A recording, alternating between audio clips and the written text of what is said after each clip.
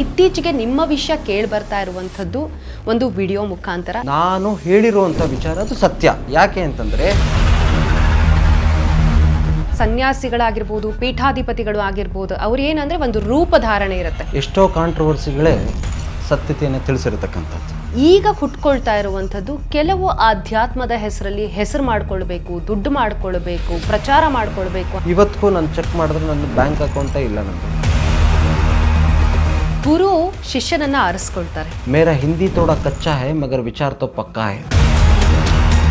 ವ್ಯಾಪಾರ ಕೂಡ ಆಗಿದೆಯಾ ದೇವರ ದರ್ಶನ ಅನ್ನುವಂಥದ್ದು ಕೂಡ. ವ್ಯಾಪಾರ ಮಾಡಿಸ್ತೋ. ಈ ಪೀಠಾಧಿಪತಿಗಳ ಹೆಸರಲ್ಲಿ ಟ್ರಸ್ಟನ್ನು ಓಪನ್ ಮಾಡಿರುವಂಥದ್ದು, ಅದಕ್ಕೆ ಪಾಲಿಟಿಷಿಯನ್ಸ್ ಫಂಡ್ಗಳನ್ನು ನೀಡಿರುವಂಥದ್ದು, ಅಂದರೆ ಬ್ಲ್ಯಾಕ್ ಮನಿನ ವೈಟ್ ಮಾಡ್ಕೊಳ್ಳೋದಕ್ಕೋಸ್ಕರ ಅಂತ. 4 ಜನಕ್ಕೆ ಒಳ್ಳೇದಾಗುತ್ತೆ ಅನ್ನೋದಾದ್ರೆ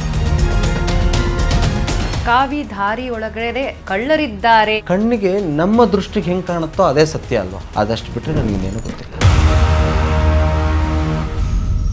ಅಂತರಂಗದ ಕ್ರಾಂತಿ, ಅರಿವಿನಿಂದ ಆತ್ಮಶುದ್ಧಿ. ವೀಕ್ಷಿಸಿ ನಾಳೆ ಸಂಜೆ 6 ಗಂಟೆಗೆ.